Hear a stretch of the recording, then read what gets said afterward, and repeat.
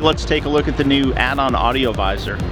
This is designed to work with the dash radio kit. Includes 4 6.5-inch speakers and an integrated 300-watt 4-channel amp. The cool thing about this system is it actually has a rear speaker output as well, so you can add a rear speaker kit to this visor to put 6 speakers overhead.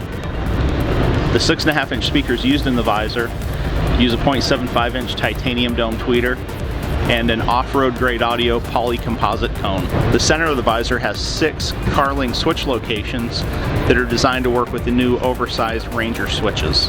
This new overhead kit features the Pulse 6 wiring, which makes installation a breeze. 4 bolts hold the visor in, and 1 simple plug allows you to connect it to the power source.